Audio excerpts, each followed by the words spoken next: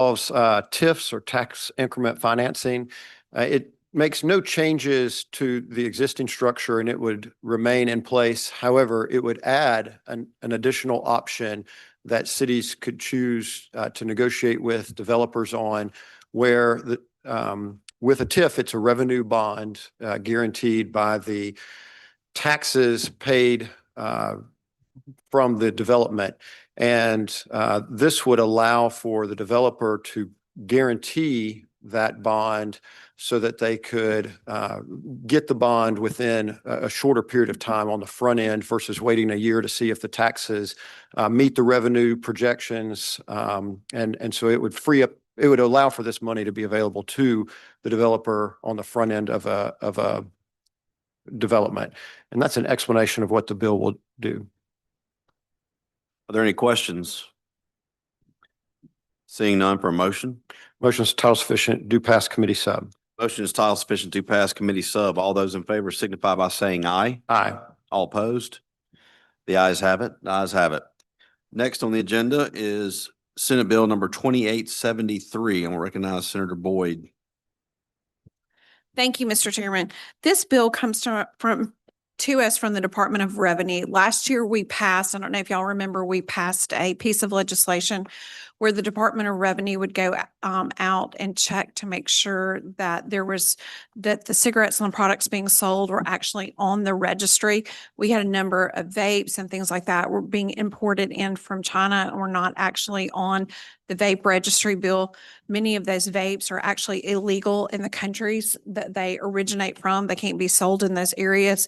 So they have done a great job of checking. One of the things that we did not contemplate in the legislation is what we would do with the small amount of assets that were forfeitured. And so DOR came to us and asked us to look at language on this. So we've done what is typically being done in the other states that have these vape registry laws. We've created a statutory procedure that allows for the forfeiture of those products that are valued at $20,000 or less. And it requires notice. It requires the right to contest. It has the disposition of what's done with the forfeited property. And so it outlines all of those procedures that we need kind of outlined in law so that they can go through that process. That's an explanation of the bill. Any questions, please ask me. Are there any questions on the bill? Seeing none, for a motion. The motion is title sufficient to pass. All those in favor signify by saying aye. All opposed? The ayes have it. That bill will be reported out. Next on the agenda is Senate Bill 2894. I'm going to give you a description of the bill, and essentially what it is doing is it is bringing back all of the projects that have not been executed or the monies have not been spent that were put into place back in 21 and 22. And it also sets that motion for that for the 23 and 24 project bills. I do have a list of the projects. If you're wondering if something in your county or city has been done, I've got a list of the ones that have not been expended yet. But the bill in section 1 just requires a return of the local improvement projects in Senate Bill 2948, the 21 regular session, if a memo of understanding has not been signed or unexpended funds remain after 3 years after the MOU was signed. It also requires the entities receiving funds to remit any unexpended interest on these funds within 30 days. State fiscal officer will transfer the funds into the capital expense fund as unobligated amounts. Section 2 brings forward section 276575 and makes the amendment, clarifies that if an entity fails or refuses to comply with the provisions of section 1 of this act, 10% of the funds distributed by the section 276575, this is city diversion, and the state aid road funds may be withheld until the auditor a certificate of noncompliance is satisfied. So if they don't send back the funds or don't respond with the appropriate reports, they can withhold part of the city's sales tax fund distribution or the county's state aid road portion of the funds. Section 3 brings forward section 27104-371. That's the 2022 local improvement fund creation. It makes the same amendments. Now, section 3, 4, and 5 are they're the same, but each one brings up, section 3 brings up 2022, section 4 brings up 2023, and section 5 brings up 2024 local improvement fund. And they all require DFA to submit a report on the status of the project to the LBO by October 1st and April 1st of each year. If any of the entities subject to the reporting requirements are more than 30 days past due on their report, the Department of Finance Administration shall notify the state auditor, and he has the authority to conduct examinations or audits into these accounts deemed necessary. If unexpended funds remain after 3 years, the Department of Finance Administration shall transfer the remaining balance back to the capital expense fund.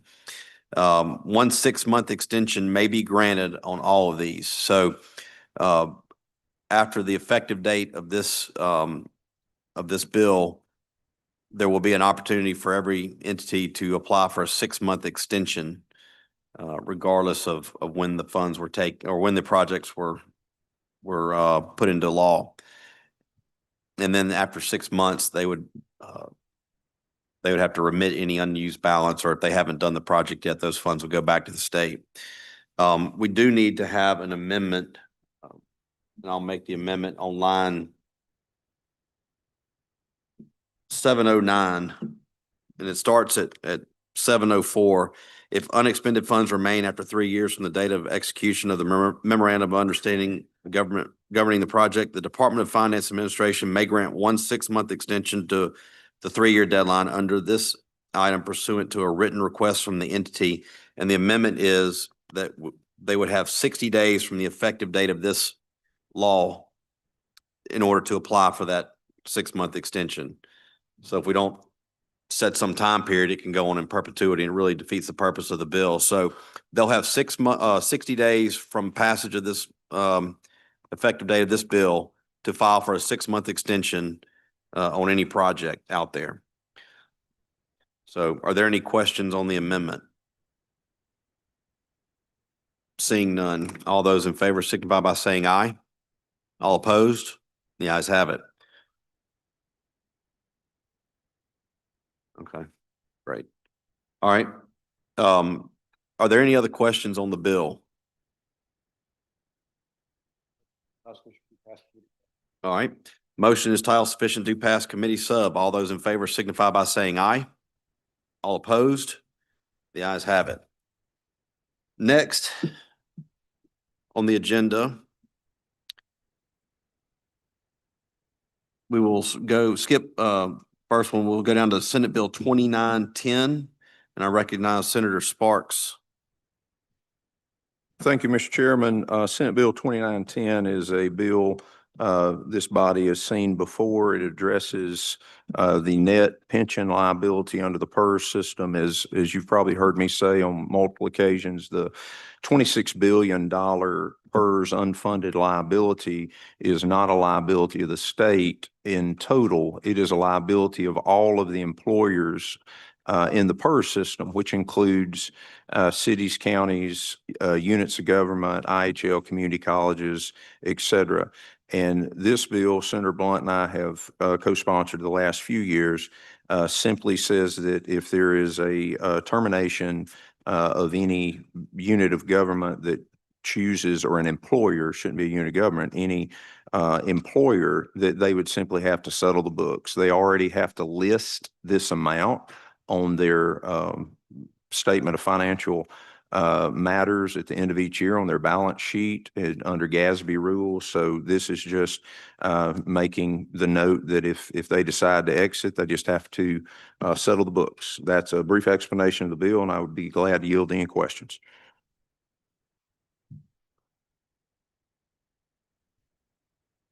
Are there any questions from the committee?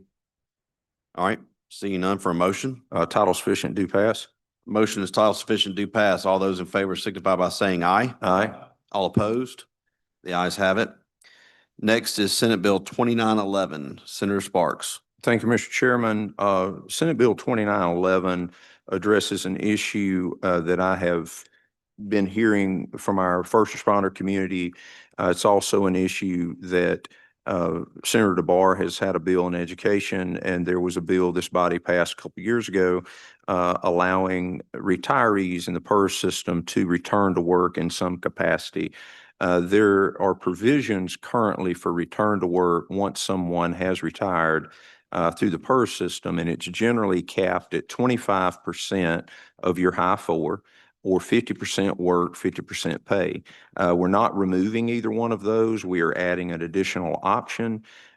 This return to work policy would do a couple of things. The first thing it would do is it would shorten the separation period from 90 days to 30 days. Right now, you have to set out 90 days before you return. That is state law, and we would change that to 30 days in this bill. The purpose of a set out is IRS requires a bona fide break in service. With a retirement plan, money that you have set aside has been tax deferred. You've not paid income tax on that money, and therefore the IRS sets the regs and the guidelines of how you can distribute that money. So one of the first things that they do is they say you have to have a bona fide break in service. We believe 30 days would accomplish that. Many states have days similar to that, but with a return to work, I want to be very clear, there is no quid pro quo. It's not, hey, I'm the public works director today for the town of Belmont, and I'm going to go home and start retirement, and on day 31, you're going to hire me back. That would violate the bona fide break in service rule from the IRS, but we believe putting 30 days in there, and with that understanding, that should cover that particular issue. As it relates to a return to work employee, someone who has reached in Tier 3 the 25-year unreduced retirement, or in Tier 4 the 30-year unreduced retirement, they would be able to return to work for the state after a 30-day set-out period at up to 80% of the stated salary for the position of which they return. There are exclusions to this. Elected officials are not eligible under this return to work policy. K-12 superintendents are not eligible under this policy, and administrators at our IHL and community colleges are not eligible under this policy. The reason being, the primary focus of this is to actually have the people who do the work on a daily basis on the ground. I've, in the appropriations subcommittee hearings this year, I've asked agency heads, and from MDQ to the state auditor to other groups, that they know people who have worked in their agency, who retired, who would come back to work for that agency, and yet they're not allowed except under the prior 25% of the high four. One of the issues that we're facing across the board is school bus drivers. Bus drivers, we're not able to hire them because you can only offer them 25% of their high four, or 50% work, 50% time. Well, the school bus has to run all year. Same way with a school teacher. You need them in the classroom every day. The 50-50 has been more applicable for some elected officials or things like that, that maybe they're not needed in the office day to day, or they're more of an administrative function. But it would allow the employer to pay up to 80% of the stated salary position. Now, for the employee who is retired, they would gain no further retirement benefits. That also would violate the IRS guidelines as it relates to retirement plans. You cannot pay into a system and draw out of a system at the same time. So we want to make sure if they begin their retirement, that they can draw the amount they're entitled to. This would in no way change in any form or fashion any type of credits, years of service, percentages, COLAs for Tier 3 and 4. It would just allow them the opportunity to come back to work. The additional issue is trying to make sure that we make this not a cash negative event over time to PERS. Therefore, the employer who currently has to pay the 18.4, which is moving to 19.9 employer contribution rate, they would also, the employer would have to pay the 9% that the employee typically pays. So if we return someone to work at 80% of the stated salary, the contribution rate for That work would be the employer rate as stated in statute and the employee rate, all paid by the employer because the employee cannot pay into a system. They are not gaining any additional retirement benefits. They are benefiting from the salary of which they receive. What this would allow us to do is to hire back seasoned, experienced individuals, the first responder community, fire and police. I've talked to them across our state, often meeting with some of our colleagues. This is very appealing to them. It's something they asked for 2 years ago, directly to PERS, and just couldn't get the ball moving. I think it will help us in our teacher shortage, which a 3,900 vacancy number has been put out there. I'm not sure if that is all K-12 educators, but it is in reference to K-12. And then specifically for our smaller units of government, the public works system, places like that. Most of my district is rural. And when we lose someone that has, 30, 35 years of experience, to be able to hire them back in some capacity after they want to go retire, but to keep that institutional knowledge is very, very valuable in the units of government across the state. But that is the basis of the return to work, is that you could come back, except in the exceptions that I stated, at up to 80% of a stated salary. Now, I want to be very clear, if a superintendent wanted to come back and teach school, they're welcome to do that. That's, a lot of our superintendents are excellent educators in their subject matter.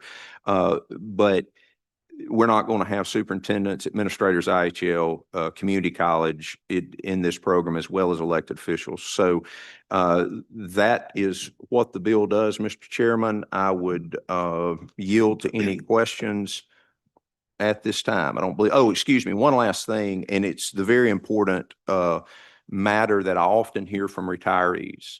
Health insurance is such a cost that many of our people, when they retire, they could retire and not work, but they retired at 47. They retired at 51. Well, they are, 15 or more years away from being covered under Medicare at 65. So they are gainfully employed somewhere just to have insurance. And so it would allow the employer, even though they're receiving a retirement benefit, that they could pay some or all of the insurance, health insurance for the individual. So I think that that's an encouragement as well. But the main thing is drawing people back into state employment who have retired based on the terms and agreements of the retirement plan in which they joined, but still have a heart to serve in their particular capacity, have an expertise that we would love to have, and it hopefully makes it appealing for them to return to work. All right. Thank you. Senator Kirby for a question. Question. Yes, sir. Thank you, Mr. Chairman. Senator Sparks, I had talked to you once before about the fact that there were some county officials, not Rankin County, I must say, but there are some, I've heard county officials that have been reelected and then draw their retirement while they have a full-time job as the, let's say, chancery clerk, circuit clerk, tax assessor, whatever it may be. Does line 100 take care of that? So that in other words, if you're elected as a full-time official, should you be able to draw retirement while you're being? Well, under this bill, they would not be able to return under this provision. There are existing provisions in law where they are already operating. We are not repealing any of those, but under this provision, it would not allow someone who is in elected capacity to come back at 80% of whatever the salary is. But existing provisions for someone who reaches the age of 59 and a half and potentially can morph over into that, or someone who takes 50% salary for 50% work, those are already existing statutes, Mr. Pro Tem. Is that, well, it says as an elected official, does that count part-time as well? Like Well, supervisors are part-time? Under this paragraph, in other words, our 80% rule would not apply to them. They can operate on what the other statutes that already exist. And of course, we've had mayors as well that have drawn their retirement right after they get elected, stay in office like 1 month of their 4-year term and then retire. Draw the retirement and also 50% of their salary or whatever. And they're operating under other existing law. So this will change that. No, sir. This, Well, it doesn't. no, sir. This only applies to the paragraph C that we're addressing, the 80% compensation up to 80%. In other words, we're not repealing any other laws. This simply allows an additional way that someone could return to work, but we excluded them in this option that we're putting before the body and before this committee. And it doesn't change legislators at all. That's correct. They're Legislators elected still officials. Can't, That's correct. can't draw your retirement and being a legislator. Based on the AG's opinions and the law that's out there, this does not change anything about that. Thank you, Mr. Chairman. Thank you. Thank you. Thank you, Senator Kirby. Any questions? Senator Blunt for a question. Thank you, Mr. Chairman. I guess this, my question is for Senator Sparks. Unless you would go back to work as a school superintendent or an administrator at a university or community college, you can go back to work in any public job in the system at the school district, state, city, or county level. Is that correct? That is, yes. And if you're, the exclusions are an elected official, a K-12 superintendent, and administrators at IHL or community college.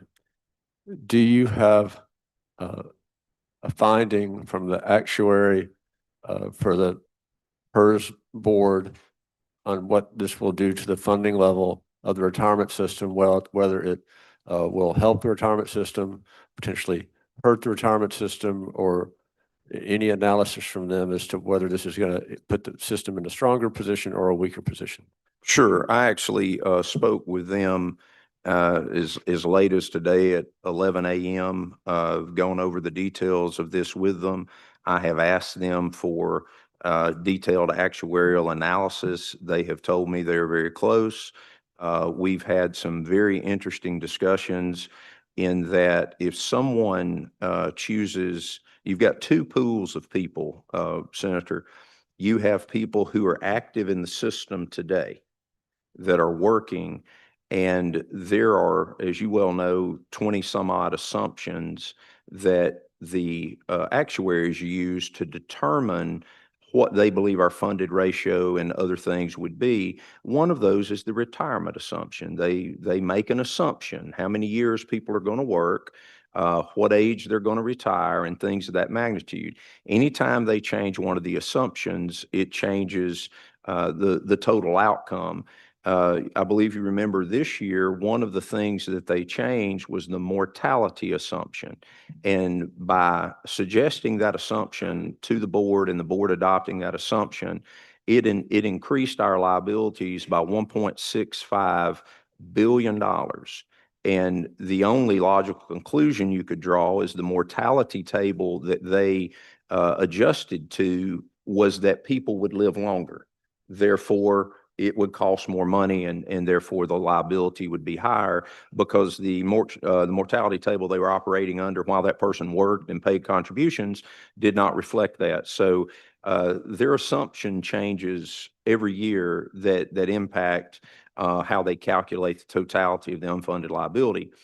But as it relates to return to work, there are two pools of employees. There are actives who, if they were to choose, they have to have their requisite number of years for unreduced retirement. So for tier 3, 25 years, you must have 25 years to be able to participate in return to work. As you know, tier 4, which began, I believe, in 11, is a 30-year retirement plan. So we don't have anyone that's eligible in tier 4.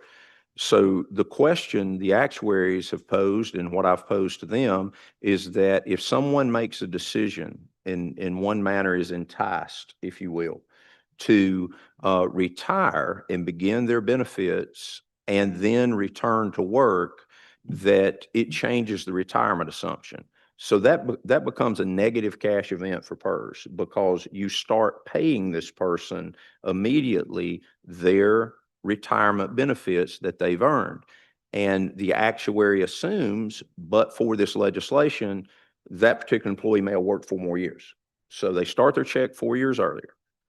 But because they start their check 4 years earlier, they also have a lower service credit eventually because they give up 2.5% per year of increase that they would have.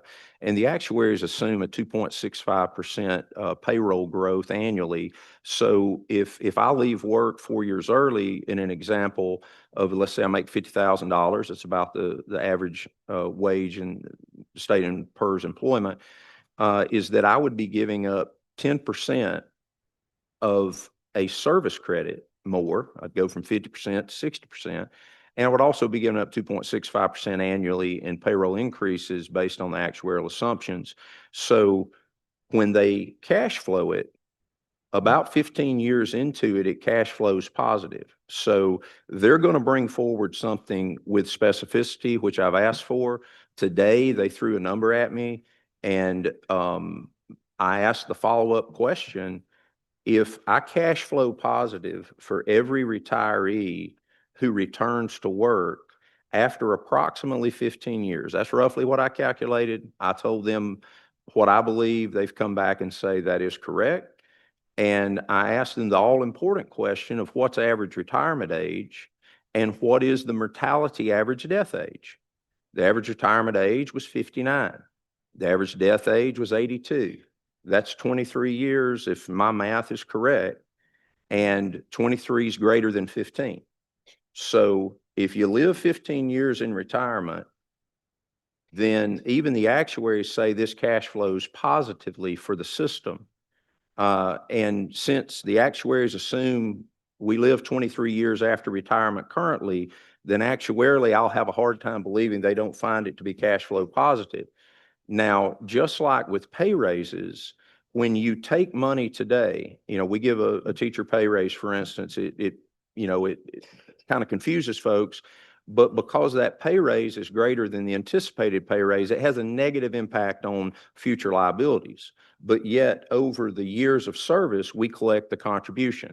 So I am waiting for a final analysis because after they made their initial kind of conversation to me today, I asked them a pretty simple question. If every individual person, based on the actuarial assumptions of which you've presented to the board, of which the board adopts, says that into 15 years it cash flows positive, and your actuarial assumption is that a retiree lives for 23 years, how in the world could the aggregate be negative if all the components are positive? So to answer your question, I think at the end of the day, it will have a positive effect on the system, even if, just like a teacher pay raise, it raises the liabilities at inception.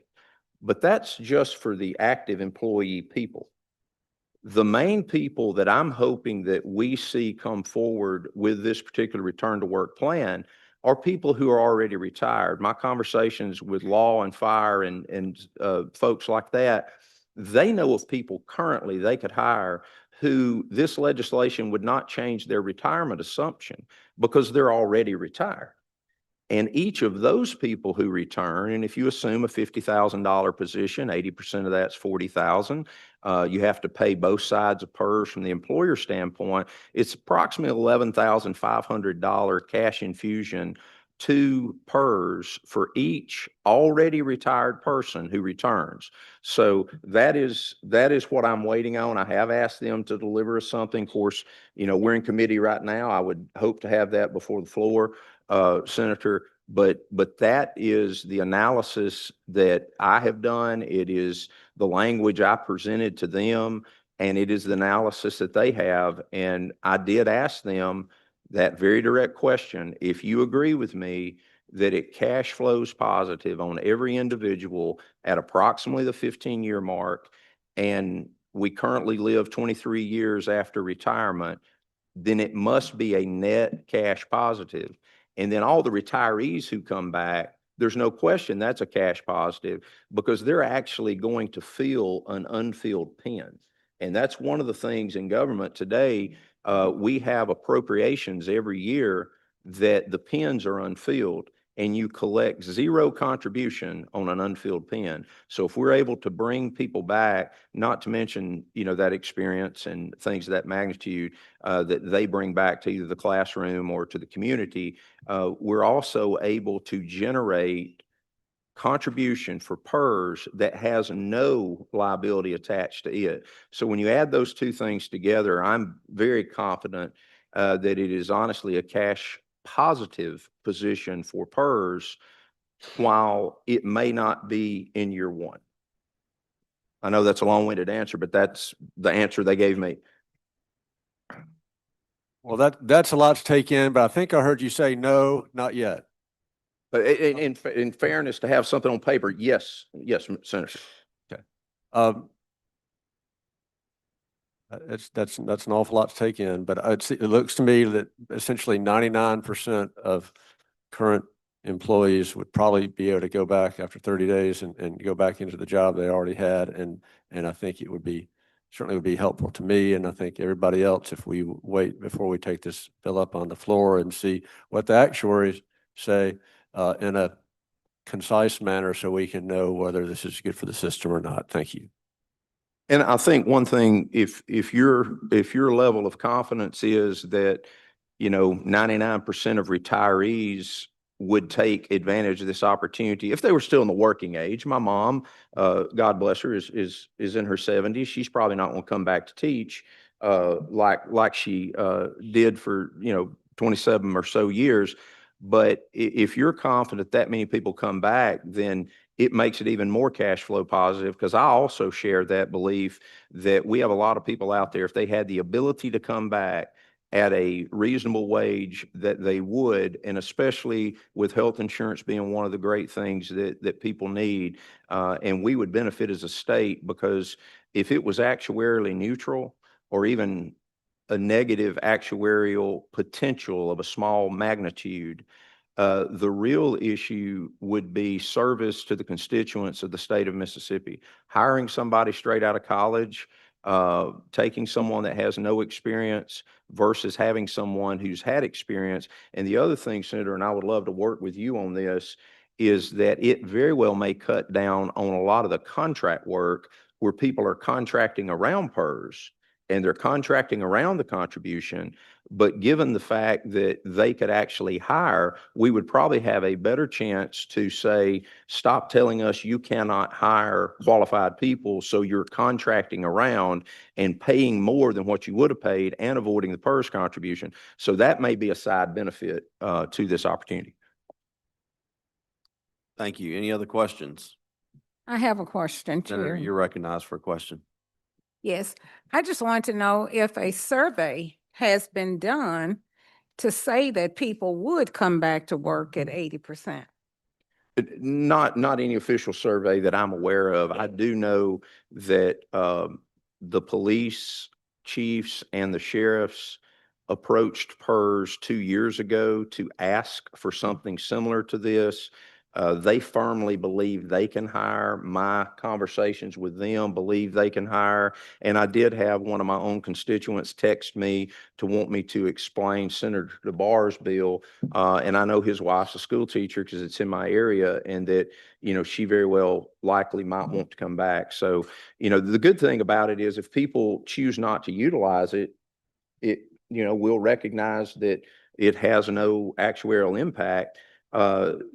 Unfortunately, the first teacher return to work bill we didn't have an uptake rate. It was very low.